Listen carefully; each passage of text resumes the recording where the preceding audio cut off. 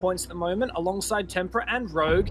And while Chaos have nothing to lose, it's rather they have nothing to play for. They also have nothing to lose here, and that means that they can come in with fire, just not really care, no pressure on. Very much the opposite to the story of Empire on the flip side. First ban will come in, and that's going to be a Nomad. Now, last time these two teams played on this map, Empire banned Nomad and Valkyrie, Chaos banned Hibana and Mira. So far, it looks like it's starting to be the same story as it was before, but you have to remember that Ace is also a factor in this game, which he wasn't before. But as I say that, it's going to be Yana who's the next one sent in.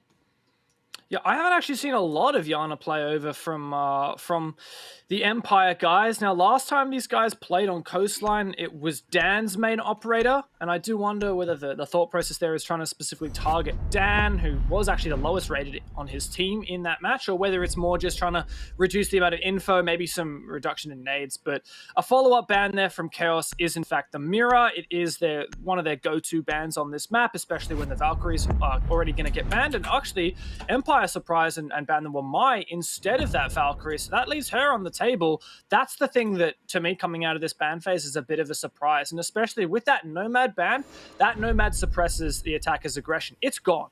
The Valkyrie enables defenders' aggression. Well, that's still on the table, and no Nomad to stop those runouts. So I think that should we see a lean into that Valkyrie, it could definitely be very impactful on the defensive aggression. I think that's something that could definitely work in Empire's favor, especially given the fact that when these two teams played here before, one of the biggest problems that Chaos applied onto Team Empire was the fact that they could shut down the aggression from the roam so much. Joystick and Dan were the two worst performing players on the team because their roam was consistently shut down. Chaos would have a very efficient way of not only trapping roamers in certain parts of the map, but clearing them particularly thoroughly. And then once it was Empire who were on the attack, they struggled to deal with the utility sync that Chaos were playing at the time. So anything that can help facilitate the defense for Team Empire, I think will be an improvement for them based on last time.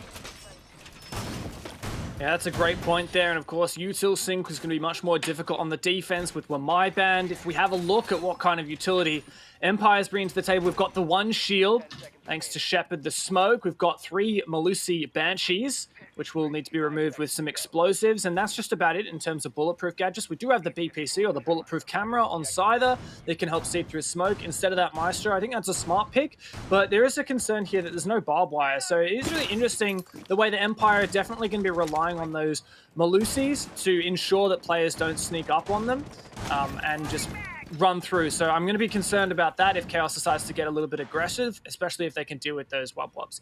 And the other thing that I'm really thinking about here is there's a big X factor on the board here. Neither of these teams have actually played Coastline since Ace and Malusi were released into the meta for competition. And Renewals playing that Ace can make really short work of the drinks walls on the back of that bomb site from the, I think it's the, I don't know, I can't remember. I think it's the A-bomb site. And so if Chaos can get to the roof and they can clear off those mute jammers, then it'll be very difficult for Empire to anchor inside drinks once that wall's breached. Definitely all very worthwhile things to take note of. I'm also really interested in the choice of this gridlock, clearly because Nomad's been taken off the board. If you want to be denying the kind of flanks that could come out from the defenders, gridlock is your next best option. And on a map like Coastline, with the kind of geometry that it does have, can be incredibly viable, especially if you want to cut off one of the staircases. And that's exactly what's going to happen, as Dan is now trapped at the top of Cool Vibes with no real way of getting down. He can kind of shoot these tracks down for free, but that will reveal his position. Keep in mind, those track stingers have actually been buffed. They open a lot faster than previously, and each one does 10 damage, which is actually a really significant amount of damage. Secretly downstairs, he's just droning to ensure there are no roamers nearby, and then he might get to work on the floor. He has that secondary shotgun, but it's actually the other Aussie operator in Mozzie that starts things off. Good start for Joystick, a player who we have been talking about quite a bit recently. He's been showing up more, but Vito, of course, a player on the side of Chaos who hasn't been doing so well lately. He's found himself caught in a lot of opening engagements, and this time it's going to be no different.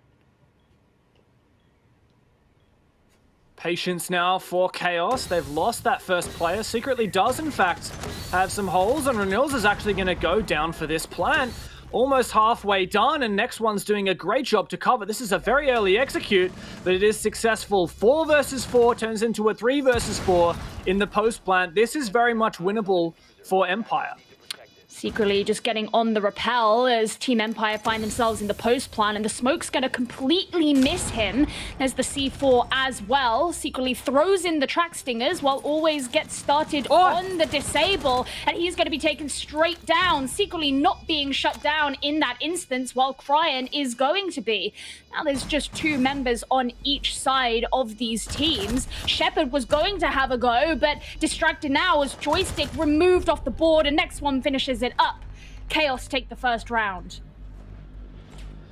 Believe a 3K at the end of it for next one. A great hold in the post plant in that 3 versus 4. It was definitely possible there for Empire. I didn't manage to see which player it was. I think it was always going for that early disable onto the diffuser from inside of Aqua. But of course, that presence on the main window from Secretly, he was keen enough to just check that, and I think that was a smart move. He managed to ensure that Empire didn't get that sneaky counter diffuse off. But overall, if you talk about sneaky, that's how I would describe Chaos's attack there. They actually had numbers deficit pretty early on. They went for the execute in the 4 versus 4. Kind of more like a 5 versus 4, if I recall at the time. 4 versus 5, rather, if I recall at the time. Empire still had all their players up until that plant was going down. And I'm pretty sure Secretly literally just repelled in the big window. Either that or he came through Aqua. But nonetheless, I think Empire was as surprised as I was that that plant was going down and that it wasn't going down in Hookah. My only assumption there is that the single piece of utility that Empire had brought to the table to look through that smoke, which was the bulletproof camera on the Jaeger, had been destroyed. And so good job to Chaos. Nice execute. And I think Empire are going to have to think twice now, be a little bit more cautious and not let Chaos get away with a sneaky execute. Yeah, they've actually decided to employ a 6-pick in this instance, bringing along Clash. Not necessarily an operator who you typically see Team Empire sporting, but it looks like the way they're going to set up is to prevent Chaos from being too successful in taking some kind of a vertical hold. Indeed, Empire are having presence up top for now. There's a lot of ways you can deny that plant in both the service, actually, and the kitchen bomb site on account of most of the floor being destructible.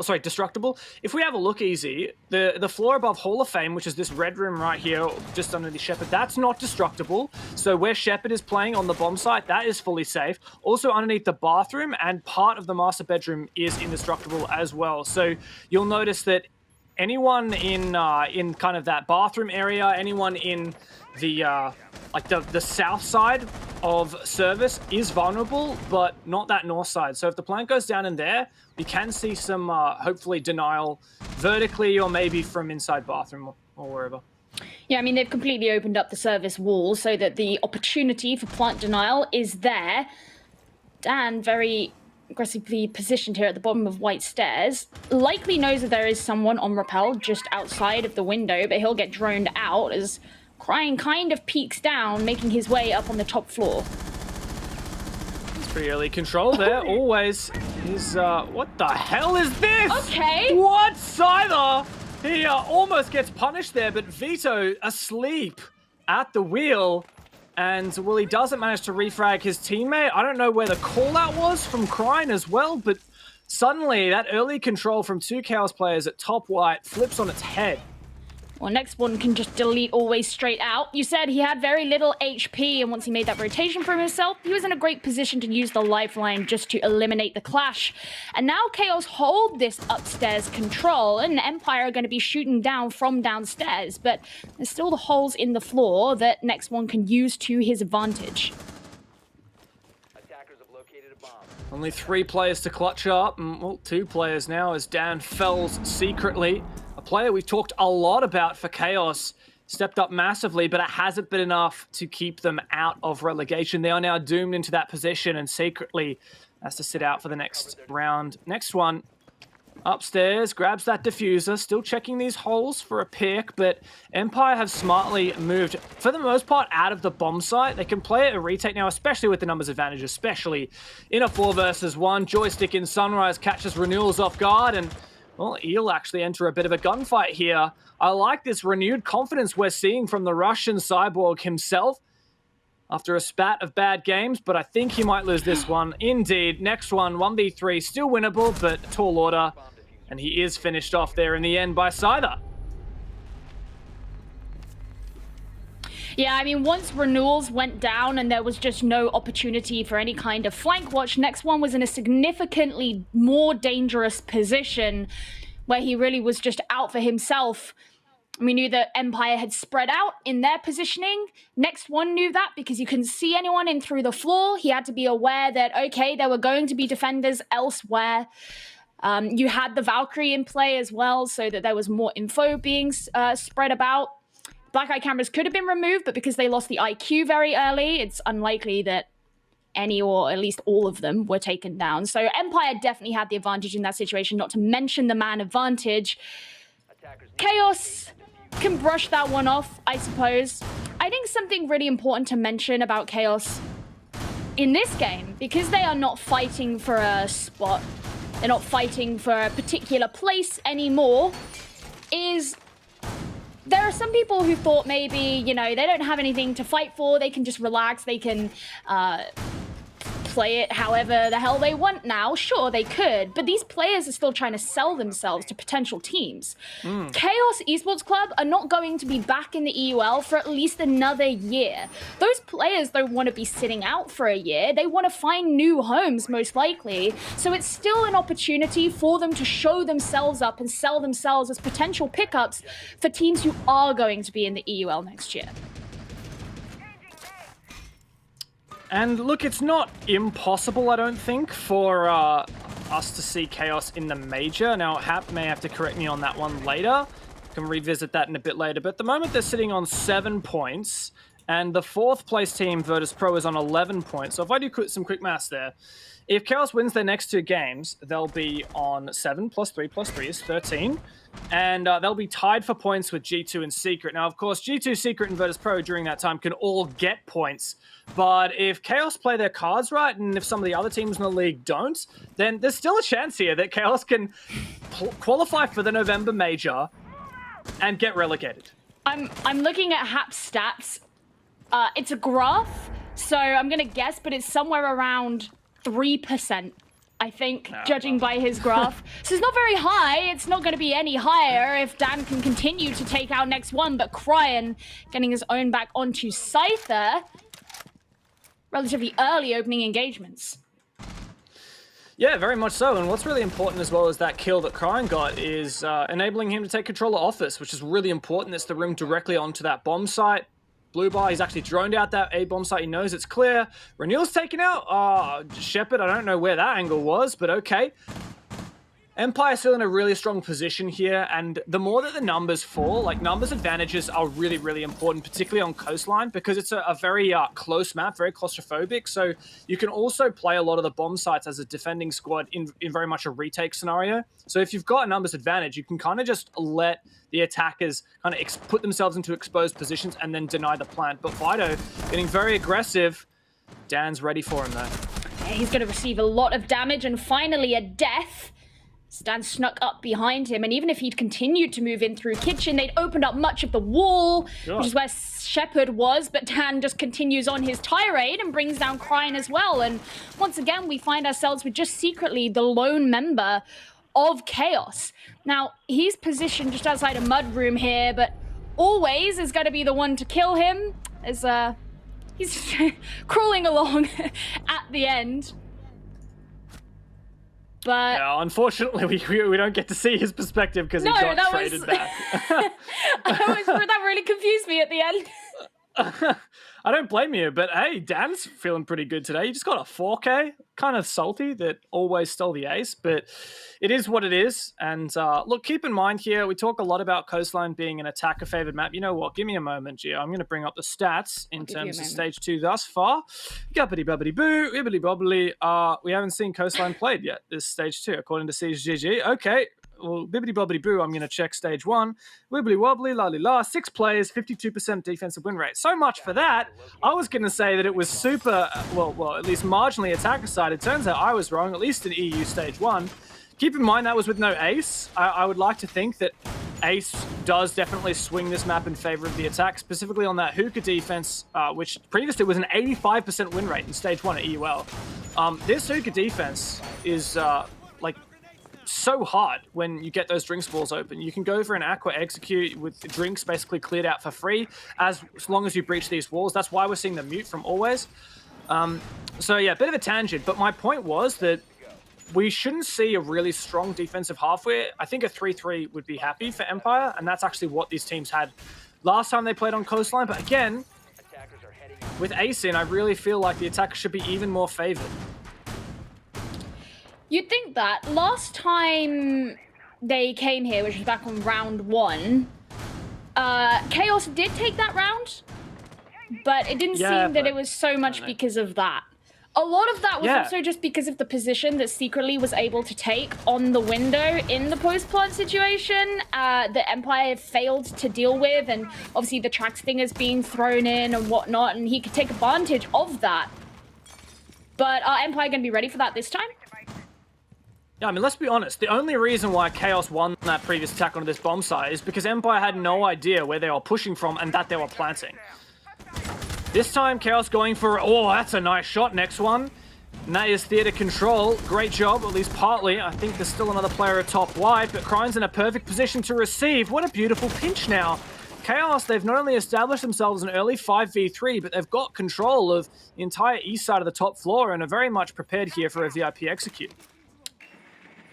Looking pretty clean so far. And once again, these have been very early engagements in this game, around the 2-minute mark, when a number of the first kills have come in. You can see that Team Empire playing a lot closer into the site, as I was going to say, and then mention how it's a risk because of that pink wall, but it doesn't matter. The Scyther gets a kill back onto Renewals, but right now there's still the advantage being held by Chaos. Dan just desperately holding on here in Billiards, where he can take the position. He will get a kill onto Kryan. He's been doing pretty well in this game so far, but there's still 3 members of Chaos to deal with. I mean, Dan's sitting at 6-1 so far across 3 rounds, and Scyther at 3-2. These are the 2 players I would absolutely want in the clutch scenario, but next one has also been stepping up. He's so low on HP, Scyther could spray them both down. One down, another one. Suddenly, this 5v2 for Chaos is a 1v1, and it's all on Secretly. He's starting to peek through, and he nearly gets the kill, but it's going to be Scyther who confirms it. Team Empire come back from a disadvantage to take themselves the round. 4K after 4K Empire, when does it stop? Dan found 4 just the round prior, and Scyther not only a 4K, but a 1 versus 3 clutch. Credit over to Dan, who found the other kill in that round, but also for lighting up both of those players who eventually pushed in through Aqua into the bomb site, because I think that definitely assisted with Scyther's, not only his chance of winning those gunfights, but also confidence. Like, you can see how much HP a person has if they kill you, right? And you know how many times you've hit them. So Dan would have called out both lit coming Aqua, and that gives so much more confidence to Scyther with that P shoot of an of the MPX in those gunfights. He's like, I'm just going to swing both of them, and he got both of those kills. A beautiful 1v3, and Scyther as a player, he's gotten up to 6 kills now. Him and Dan are definitely getting Empire a get-out-jail-free card for some of these unwinnable situations. I think the confidence on the side of Team Empire is really notable and really important in this game. Not only did they have a rough game against Chaos before in Stage 1, where it was a draw in the end, but most importantly, it was Dan and Joystick who were being consistently punished. That seems to be switching around. But also, after what happened on Monday, having to have that forfeit in a game that they could have theoretically and feasibly won, that's a hard thing to come back from, knowing how much it slashed your chances to make it into the top 4. But Empire don't seem like a team who have let that phase them to the point that it's affecting their performance. In fact, almost the total opposite. It looks like they've let it fuel them.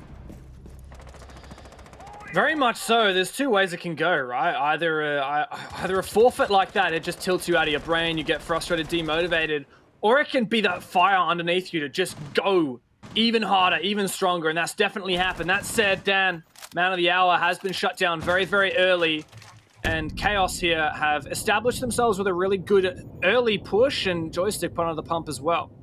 He throws in the C4, but it won't catch anybody out, but then he gets a great shot onto Vito. Didn't see that one coming. And the Mute will still be able to contest and hold on to this area in Sunrise. He's supported by the Clash as well, but he does start to get stunned out. And Chaos still have plenty of time. Just about 2 minutes of this round still remains. I feel like I look at the clock and I'm expecting it to be so much further through every single time, but no, it's not. Yeah, it's funny. The average opening kill has been very, very early. For Chaos, every time they've gotten it, it's been averaging at the 2:26 marks. That's only 34 seconds into the round. For Empire, 1:42, which is still very, very early for an opening kill. And, well, that's Coastline for you, right? These teams are very much playing into that aggressive play style. 22nd meta Hoomst secretly nearly catching out his prey, but instead he'll throw in the track stingers to prevent the rotations available. And there's a kill for Scyther onto Cryan. That's one of those aggressive players taken out, but he's traded straight out as Renewal's positioned here outside, probably in a position that Empire weren't expecting, and secretly adds on to the kill count as well. And now Empire find themselves in the disadvantageous position. The main concern here is the last two operators are your Clash and your Smoke. Both operators with a bit of a lack in firepower. Shepard's going to have to show off how good he is with the SMG-11, and always, at some point, he's surely going to have to get out the SMG because he can't leave all the gunning onto Shepard. For now, he's just going for info gathering. That's okay. Keep in mind, that track stinger set in the bathroom is going to make it really hard for Empire to flank out that side. They could try and shoot it, but that would make them vulnerable to anyone peeking from lobby.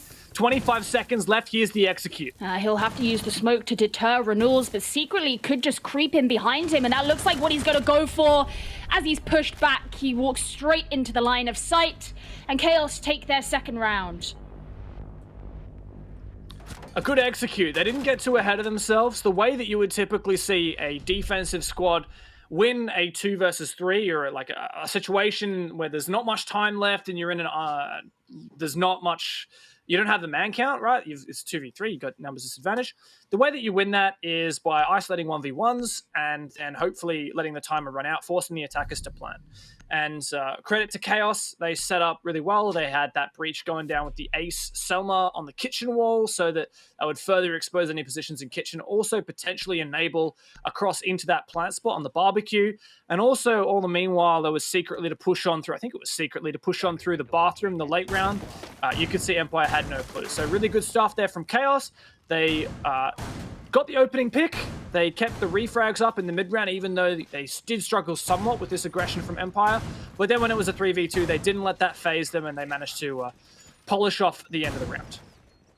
Now, look at this. Chaos have actually changed up what it is they're going for. Instead of opting for the gridlock, they've gone for Thatcher, who is actually unbanned in this round. That should be able to help them deal with things like the Banshee from the Melusi, or I suppose, of course, the Mute Jammers as well.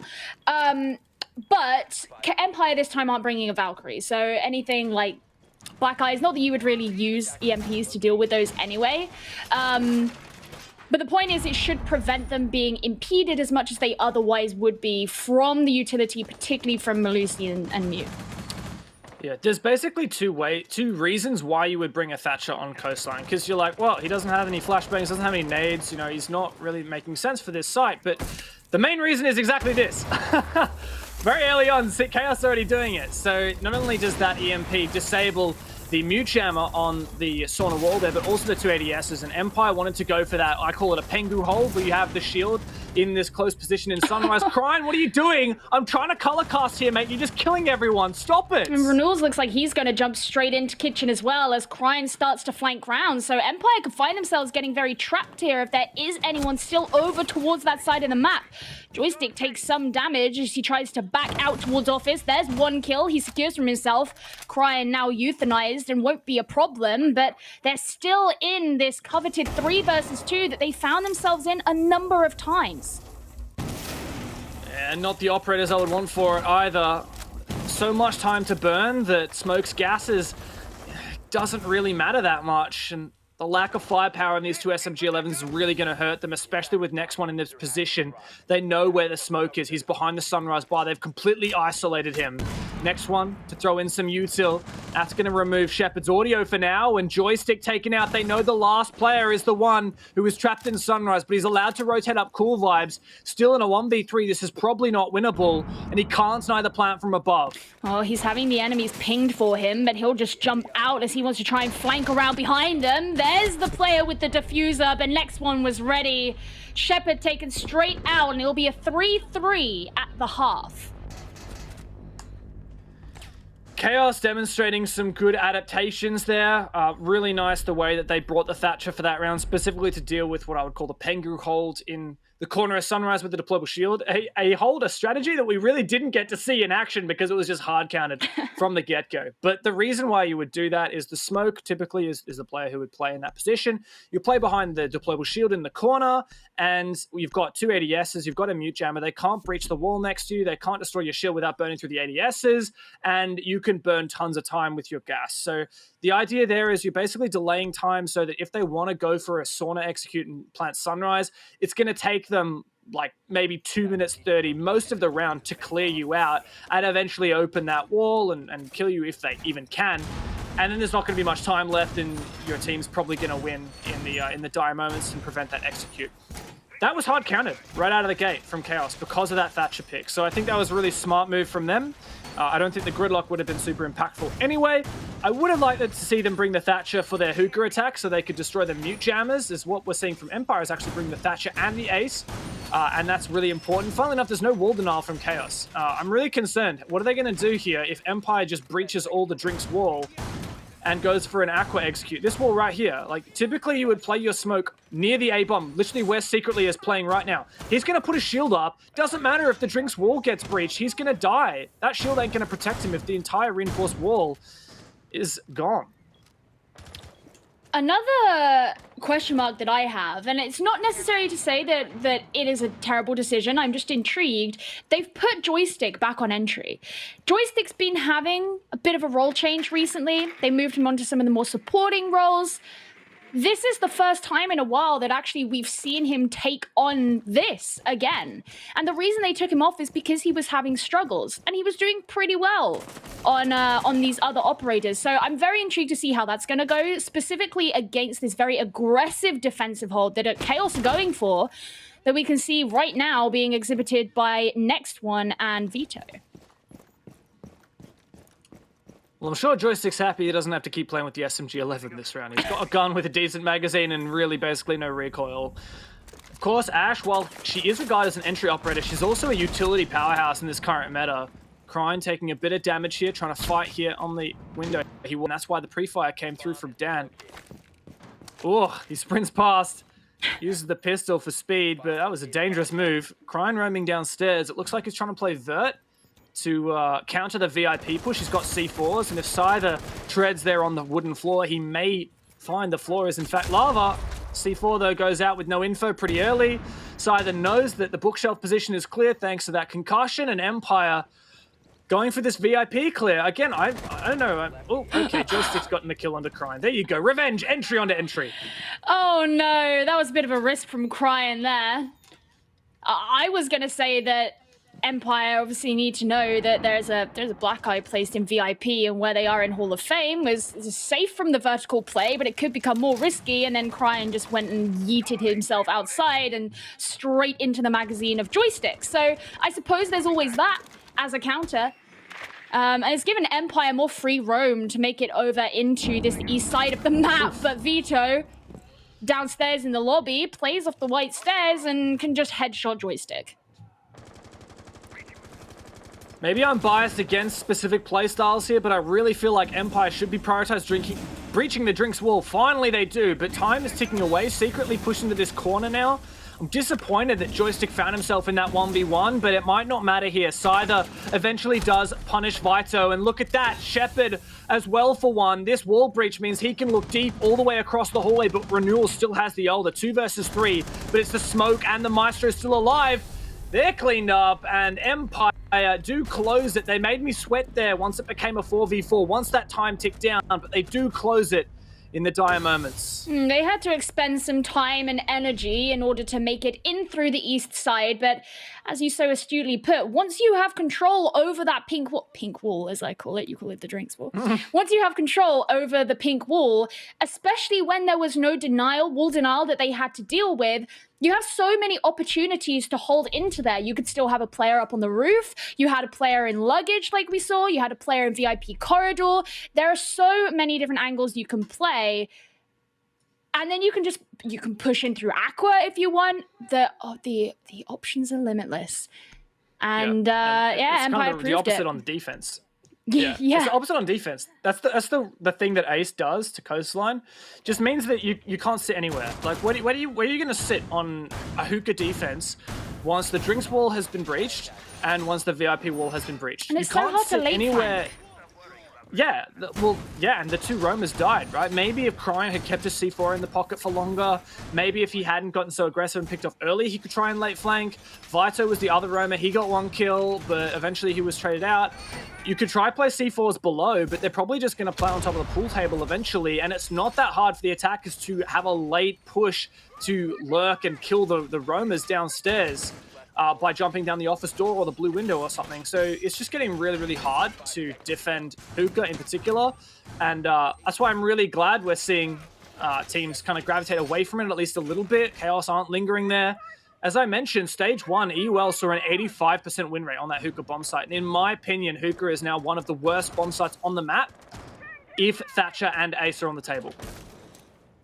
Definitely a yikes for Chaos, but going down to Kitchen, they've decided to, it looks like, feed into the aggression that they want to use, having adopted the Vigil, but you have to be aware that Scyther is playing on Jackal. If I'm not mistaken, that was a 6 pick, question mark? I did not manage to see, sorry. Well, either way, scroll back on the broadcast and have a look for you. It's definitely something that's going to make the efficacy of the Vigil roam a lot, well, minimized. Yeah, it was actually. Good eye. It was a 6 pick. Thanks, I appreciate it. Double checked it for you. I ran the numbers. So it looks like it's very much going to be a vertical take here for Empire onto Kitchen. Of course, the floor in all of VIP and a lot of Master is destructible. We've actually got roamers in there at the moment. Actually, no, sorry, VIP roamers are gone. Ooh, nice impact trick there. I like this strategy from Chaos. They're doing a vertical roam, like upstairs, but they're not actually playing in Master, in VIP, and they also find the first pick, that Scyther no less, that Jackal, which means smokes are gone, and also the Inox tracker is gone as well. Dan just missing out on his prey, but Joystick won't. Renewal's taken out. That's your alibi. Still trying to play up through this upstairs as Dan collects the next one. That's Vito down, and suddenly Chaos is starting to limit, or have limited, the number of players they have available. But crucially, those roamers are still on the board. This is almost the opposite of what happened last time, where they were left with the anchors very late on. I don't know, what I will say is Vito and Renewals were the players trying to hold on to the top floor as long as possible. Next one, much more on a loose roam. And, well, Empire did a decent job of clearing out that top pressure. They only lost the 1 player, but Cryan now interested in a re-flank up here. There's Thatcher outside the main lobby. Oh, Joystick heard him. 110% Joystick heard him. Surely he pre-fires white. Cryan's, though, backed up into lobby. Joystick's going to take a 1v1 with no info here. That's really dangerous, and it might cost Empire their man advantage. Well, taking those shots has definitely given away his location, and now Cryan knows that the player is there. He's heard him. The next one is here for backup as well. That makes the opportunity to do that once again so much more limited. But Shepard's going to go in for the plant, affected by the Banshee, but the smoke is there for protection. And Cryan needs to move forward if he wants to take down these players, because Dan's just going to start cleaning up. Next one and Cryan both down, and now it's all on Secretly's shoulders, but he gets completely shot down. Dan on a tear today, and Team Empire take the second attacking round. A great take there from Empire. Firstly, turning their attention to the top floor so that they could engage that vertical play. It was very much telegraphed by their team composition, particularly that Bark and Operator that is so good on Coastline with all of the soft floors, whether they're playing in hookah and you want to go underneath. and pressure them vertically, or whether they're playing a bomb site like Kitchen, you want to go above and pressure them vertically. The options are definitely there, and that's why we saw always picking that. Chaos had a nice strategy to try and deal with that vertical take. They had that roam in 90 with the alibi and the shield, the Melusa to impact trick the reinforced wall to protect the alibi at 90. And while Chaos did find that first opening pick, it was Vito onto Scyther pretty early on, actually, 153 on the clock remaining. Empire managed to refrag both of that player and a second as well upstairs and get control. I wouldn't say early on. They had about, just over a minute left to execute, but 4v3, and Empire managed to isolate. They just drone out the bomb site, basically. They really put Secretly in a difficult position by using that vertical play, limited the amount of spots he could be in, forced down that plan, and the last two roamers were in security trying to flank, of course, with Dan in lobby, an outside lobby. That wasn't really possible. Well, not all hope is lost. Empire have not yet made it to match point. There's still the opportunity for the draw, recreate the successes of the consequences of the past, I suppose. Interestingly, it doesn't look like Chaos have learned from what happened last time, because once again, they haven't brought wall denial. I don't know, maybe I'm just biased into like specific playstyles on this map, but I feel like with Thatcher like not banned and Ace not banned, it's just so viable here to go for the strategy. But next one, he's just going to play aggro. If he jumps out here, could he even find a kill or two? Oh no, Shepard's Probably watching not. it. Shepard is 110% watching that. Next one, thankful, but Vito's going to get aggressive. Oh, is he punished? He hears the repel, misses the player. Got a pre-placed C4 actually on the roof above him. Chaos are trying to, instead of playing that like wall denial, more anchor style strategy, they're trying to play more aggressive. I don't think it's going to work here against Empire. They're being really methodical, and that's the perfect way to punish that. In fact, Dan's going to see Vito on his drone downstairs, I think. Quite possibly. Yeah, he's rotating back around, but opening up the service door. He's trying to get the wall bang. Doesn't get him, but it should at least apply the pressure onto Vito so that he knows that he's being watched. And with the drone sent in, now he definitely knows he's being watched. And well, instead of actually rotating too far, he's just going to push up towards the main entrance. You've got next one coming up to support him. So they're just being cautious in case anyone comes in from that direction, but that's not what's happening. Empire are entering from upstairs. Yeah, I think that's VIP breach with lots of time left, and this is when we saw Empire rotate for that aqua push. They opened VIP, in my opinion, maybe a little bit superfluous. You could just breach on the drinks walls and go for an aqua execute without breaching VIP, but it does make it much easier to clear out those drinks positions. Always droning up aqua. Vito's in a position to flank. Remember, no Nomad on the table, and Empire not bringing the gridlock means that this flank might work out. Empire might have to dedicate a flank watch. Now, he always is going to drone downstairs to make sure there's no one with a C4 below Aqua or below the spot where they want to plant. My main concern here for Empire is they're running a bit low on time. Yeah, I mean, I was just thinking the same thing. Compared to how the rest of this series has been going so far, this is really deep into the round for no kills to still be on the board. And it means it's going to have to get aggressive eventually. Joystick was waiting. He catches Vito out, and now just watching onto the white stairs. Should anyone else be down there, he wants to protect the flank of the rest of his team as they work on pushing up towards the site, because they'll want to plant. But Cryan knows where Joystick is. He was playing patiently, and now suddenly you don't have that Ashford protection. There's no time. Time's running out. Look at this, 13 seconds. Dan is below to make sure there's no one with a C4 downstairs, but the anchors on site are doing good work. Doesn't matter if you open Drinks Wall if there's no one to watch it. In fact, they didn't breach the Drinks Walls. Always gets 2 kills, traded out, and the defenders win on time. A very slow round for Empire, and it does eventually swing the way of Chaos. Very slow round compared to the rest of this entire game, and it's just unfortunate for Always at the end there that he was in a position where, was he going for a reload? Something like that. Just couldn't land that final shot, because the 2K itself, I have to say, was kind of impressive given the fact that Chaos had such a decent position on the site. But regardless, Chaos are now catching up, and they will be heading downstairs. It'll be their first time going down to Sunrise and Blue, and this was a site that they didn't waste too much time attacking onto when Empire were defending here. Yeah, very much so. They went for that Sunrise execute with the Thatcher, really helped them deny that. I call it the Pengu hold, that deep. I would love to call it cushions, but there are cushions everywhere in Sunrise. See, there's a couch right there near the B bomb.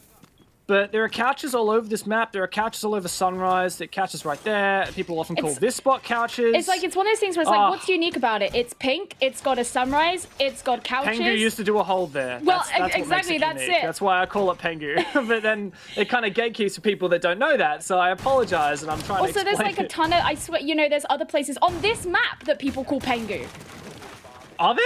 Yeah, in the kitchen. There are people who refer to that. Oh, I've heard it anyway. Oh, really? Oh, jeez. Well, Chaos, nonetheless, they're going for this bomb site. They're not doing an extension, as we saw from Empire in what I call Pengu's spot, aggressive in Sunrise. Next one, though, is aggressive himself. 2.0 KD on 12 and 6. That is nuts. Shepard very aware of this aggression, though, so he throws out a drone to fake the run out and hope that next one gets greedy, but he doesn't. Ooh, Cryan taking a hefty amount of damage there, down to nearly half HP. It's going to alert him to the service door, and he gets droned out as well. But the goo mines are also placed there. Dan will begin the rotate around. He's actually already lost both of his drones.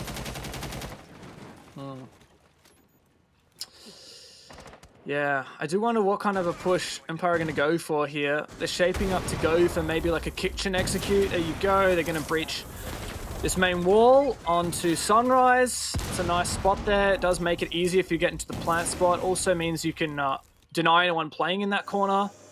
But there's a lot of good util here for Chaos. It's going to have to be cleared. There's the Evil Eye and, of course, that deployable shield, which allows Secretly to play quite aggressive. Ideally, Empire destroy that Evil Eye and they go above into Hookah to flush out the play underneath with always a skeleton key. But there's a roam upstairs. Nonetheless, it is that top floor take, and Joystick finds the first kill. Next one present in Aqua, so he could be there to catch anyone out, and Joystick actually creeping up through luggage could meet his demise. There's the kill from next one onto Scyther. Does he know of the other player who's behind him? And another one from Empire. They're in VIP. That'll be always as a 2K is there for next one. He's having a lot of pressure, make it a third. He's just clearing up with these players from Empire, but he will eventually go down to Dan, who is a very low HP himself and has an impact straight to the face. This is a difficult position for Team Empire as they're relying just on Dan and Shepard, and they still haven't cleared out all that much from below. That kill on the Crine might help, but a 2v2, and, well, I don't know. This is a lot of work still to be done here for Empire.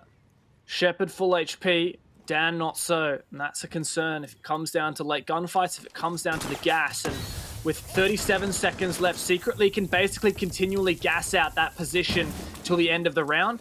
Vertical holes open with the Salma, not ideal, but it's something. And Renewals as well all the way back. Even with the Evil Eye, he might be able to clutch this. Empire, I don't think there's any way they can go for a passive plant. They've got to find these 2 kills. Yeah, they're really going to have to get aggressive. And the problem with Dan as well is should a smoke come out as there's one left, he's going to receive a substantial amount of damage and potentially die. But Secretly will be the next one to die as Shepard moves in. He makes it a 2K and they take the round that looks so out of their own hands.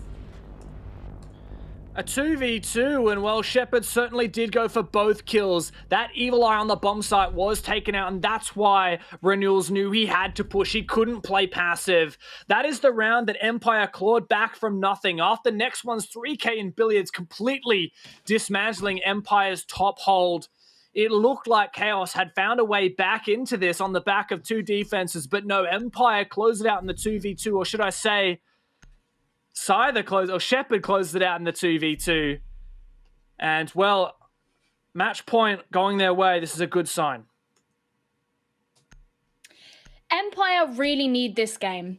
After what happened on Monday, where they had to take the forfeit entirely out of their control, they need this game. Because you have to remember as well, if I'm not mistaken, Empire face BDS next week. That is going to be the most difficult game that they have had possible. Now, last stage, they beat BDS 7-1. And it was after BDS secured their spot in the major and relaxed a little bit. Now, BDS have secured their spot in the major once again, as well as the EU finals, so it could be a similar situation. But you can't rely on that. BDS so far have looked absolutely terrifying. You have to assume it's going to be a difficult game. I just double-checked. It's actually Secret next week. Oh, it's Secret, not BDS. Is, yeah. Well, yeah, Secret's going to be just as hard. I'm not going to lie. Secret's going to be equally as hard. The point is... Same point, right? Yeah. That team is looking so good right now. They are facing someone incredibly difficult. They need to take this win because if they are to force themselves out of the 9th place spot where they risk relegation, they've got to take whatever wins they can get. So this will be huge if Team Empire can secure this. Think of it like this. If you can't beat the team that is already guaranteed for relegation, how are you going to beat the team that is currently second in stage 2?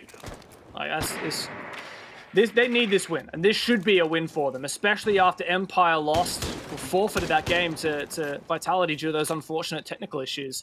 And this is such a winnable game as well. In my mind, there is no way Empire loses this that isn't their fault. Yeah, I think that's a perfectly valid way of looking at it, and Chaos certainly aren't playing poorly. Don't think there's any way that you could argue that point, to be honest. They've definitely been playing aggressively, but Dan's going to get one up on the aggression this time, as Vito is the first one to fall. Wow, Vito's had a tough game. Been playing a lot of really aggressive positions and been the opening kill, let me count this, 4 times so far. But Crine does fight back a little bit on the joystick. That's the trade, and oh my god, always, can you just stop? Everyone is dying so early on. Always has been tearing house here with the Buck, a player we haven't maybe talked about enough, but definitely shown up for Empire. Dan's watching the flank, but gets taken down. That's a critical kill for Secretly. But Always finds yet another 3 versus 1 now, and it looks like this is the end of the line. Well, with Shepard going in for the plant and Secretly on the other side of the map, or rather upstairs, it's definitely a difficult task. Now you go, the diffuser has been planted. This is virtually impossible. He's got to get all 3 players as well as disable the diffuser if Chaos are to hold on to this round. This could be the win right here for Team Empire. That's what it turns into. A beautiful game, recreating what happened in stage 1, but Team Empire pull through the win rather than succumbing to a draw, and their hopes in EUL remain alive. A great game for Empire here, looking very much on point every step of the way. Beautiful Fnatic skin there, if I do say so myself. And back in form as not only the team as a whole, but players in abundance. Dan had a huge one, 16-5? What is that? Absolutely disgusting. Great performances from Joystick, Always, Scyther, and Shepard.